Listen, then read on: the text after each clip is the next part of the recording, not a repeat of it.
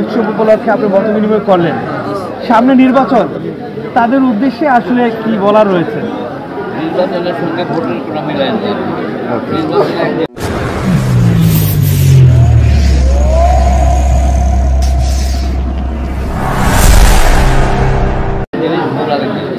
ওনাদের যাকে খুশি তাকে ওনারা দিয়ে যাবে।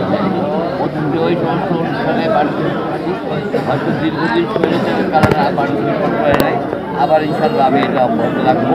এটা দলীয় নির্দেশ, তারেক রহমান সাহেবের নির্দেশ, এটা আমরা পালন করবো ইনশাল্লাহ। শুধু ওনাদের নির্দেশ বলে যে পালন করবো তা না, আমরা একদম স্বেচ্ছায় পালন করবো। তারপরে ওনাদের নির্দেশ আসছে, আমরা আগামীতেও এইটা অব্যাহত রাখবো ইনশাল্লাহ।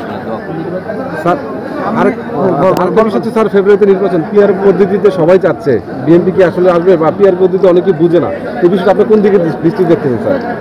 এটা একটা ক্রিটিক্যাল প্রশ্ন না।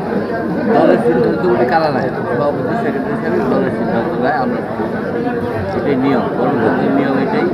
সবাই যদি বিদ্রোহ করে করতে পারে না, আমরা নেতারা যা বলবে সেটাকে আমরা পালন করার চেষ্টা করবো। আপনারা দোয়া রাখবেন। তবে নির্বাচনটা হওয়া উচিত। এইভাবে একটা দেশ করতে পারবে না, এখন যা চলছে এইভাবে একটা দেশ চলা উচিত। আমি মনে করি ব্যক্তিগতভাবে আমি ব্যবসা বাণিজ্য করে খাই, দীর্ঘদিন ধরে একটা ব্যবসার সাথে জড়িত। ব্যক্তিগতভাবে মনে করি একটা নির্বাচন হওয়া উচিত। দেশটাকে ধরে রাখতে হলে একটা নির্বাচন যে পাস করে করবে।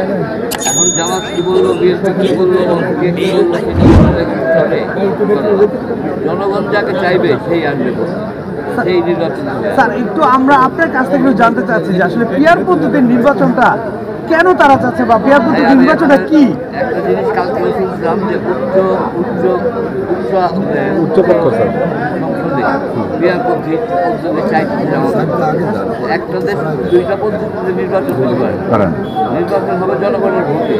পিআর যে কি পাইল সেটাকে আপনি যাচাই করে নির্বাচন করতে পারবেন, বললেই পারবেন এই স্বল্প সময়ের ভিতরে। কিন্তু আরও 2-4 বছর ওনারা নিয়ে নেবে। এটা ব্যক্তিগতভাবে এটা চাই। আমি চাই একটা গণতন্ত্র, একটা দেশের আমরা যে ভোট যাকে ভোট দেবো সেই ক্ষমতায়। আপনারা কি মনে করেন যে আসলে ফেব্রুয়ারিতে নির্বাচন হবে? মনে তো করা উচিত নাকি? নেতৃবৃন্দ যখন উপদেষ্টা মহোদয় সকাল বিকাল যে মিছিল করলেই নির্বাচন হবে ফেব্রুয়ারিতে, বলার কারণ কি? না হওয়ার কারণ নাকি?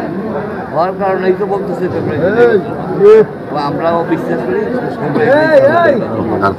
না হইলে দেশের অবস্থা আরও খারাপ হবে। বর্তমানে দেশের অবস্থা ভালো না আমার দৃষ্টিতে। তারপরে নির্বাচনটা হয়ে যাবে।